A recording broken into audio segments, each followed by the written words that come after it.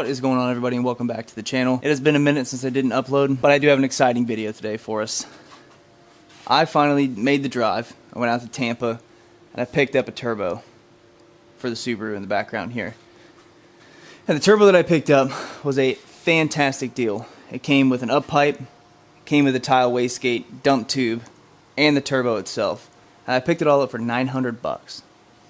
Gotta save a buck where you can.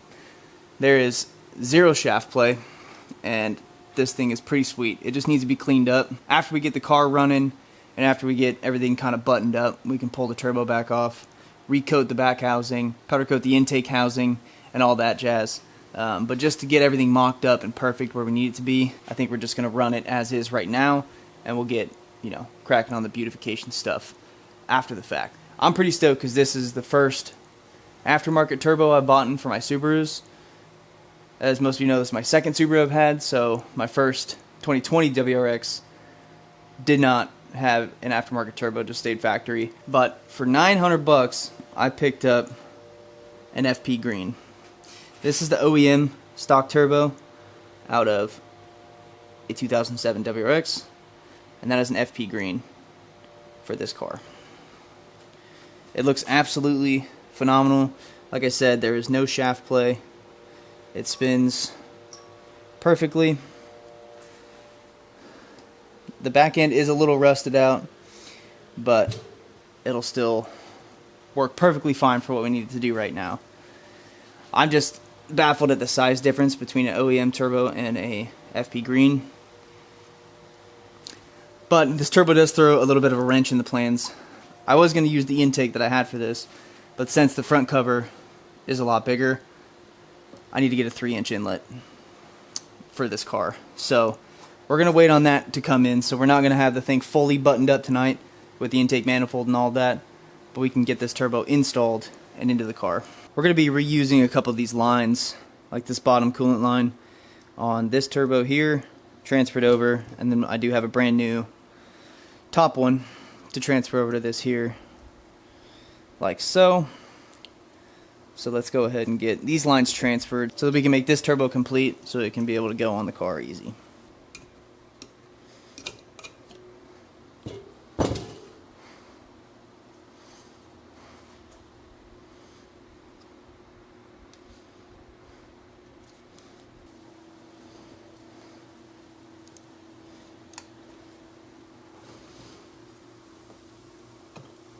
If anybody wants a turbo or needs an OEM one, bang my line. Still works. Everything's good. Has the banjo bolts, has all the tubes. So, I mean, there is use in this. And there is no wastegate cracks from what I can see. So, if anybody wants it, let me know. And with this FP Green, it did come with the wastegate block off. The wastegate's completely shut and has no ability to open. And it did come with a tile 38mm wastegate. So this is going to be a great addition to the build, and it's going to sound frickin' phenomenal. Alright, so we have everything ready to go on the turbo side. In order to install the turbo, we need an Uppipe. And my good friends over at PLM sent me over an Uppipe. Let's break this guy open and see what it looks like.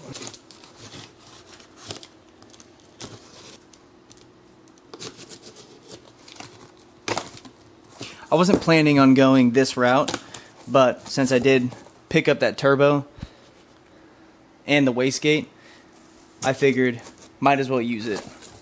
So in the box, we have an absolutely gorgeous piece of fabricated steel.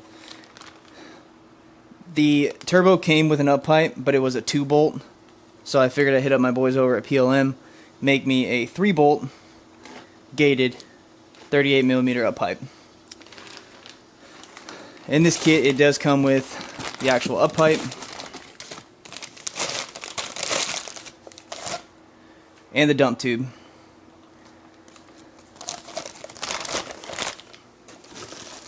As well as all of your gaskets and all your hardware.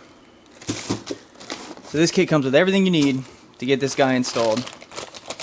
And that is what we're going to do today.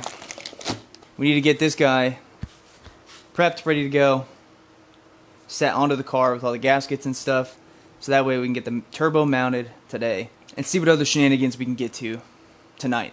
It is already a pretty late start. It's like 7:30 at night already, so I don't think I'm going to get crazy far on the build, but I want to get the turbo on, and I want to get all the lines plumbed, all the crankcase ventilation stuff, and maybe get a cooling system in the car.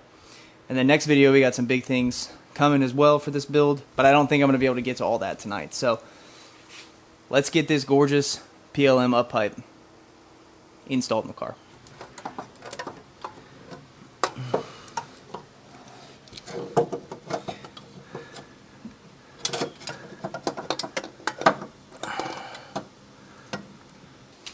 Alright, well, I was going to install it, but the 3-bolt flange does not fit down in between the subframe and the motor without either one, jacking up the motor, so I should have waited to put the motor in until I had the Uppipe on, or B, take the headers back off, and then I can slide it in.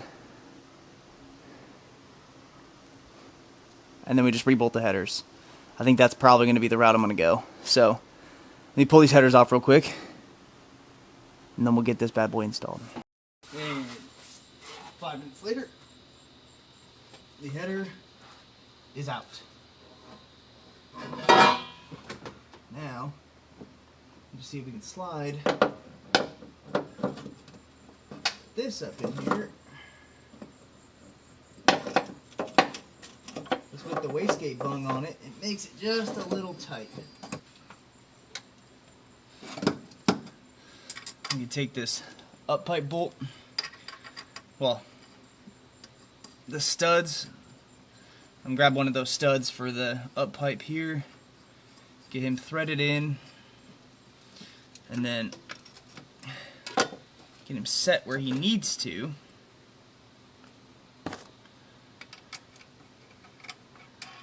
And put this bolt on so that he doesn't fall down. I would take you underneath the car with me, but I have it on about 4 inches of jack stand, so a little tight. Can't really fit a camera down there. I'm gonna go put this header back on, so that way we can bolt up this Uppipe. Now that we got this Uppipe installed, before we get everything tightened down, let's get this wastegate on here.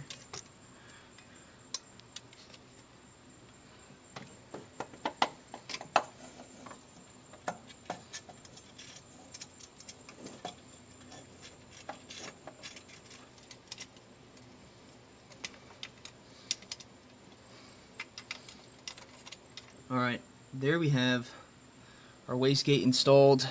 Everything's still kind of loose so I can get things adjusted, but that's basically how it's going to sit. It's going to dump right past the front axle, the front passenger side axle, right to the ground. And then turbo's going to sit right there, which we're about to get that guy installed, plumbed up, and ready to go. And then from there, it's just finishing up bolting things together, and we'll call it a night on this one.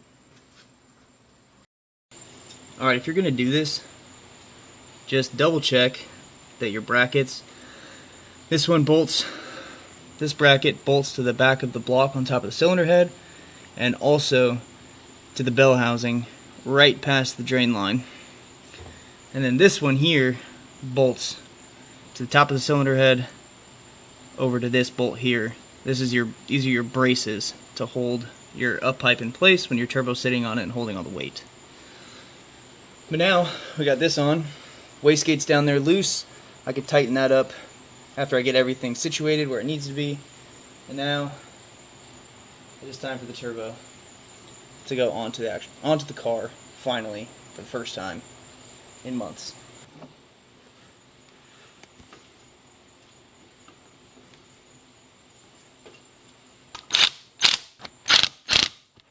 Alright, there we have it. The FP green is installed in the car. It's pretty good where it's at. A few little things I need to button up that I can't reach right now, but that's going to be the oil drain, mainly because it's dark and I can't see anything. So I need to get the oil drain reinstalled. I need to get the coolant return down here tightened up and then clamped on the actual return tube. And then the bolts that came with the PLM Uppipe, they're flanged and it doesn't fit around the cutout right there of the FP green. So probably gonna have to get some other bolts or grind these guys down and see if we can't make it work. But other than that, I hope you guys enjoyed this portion of this build.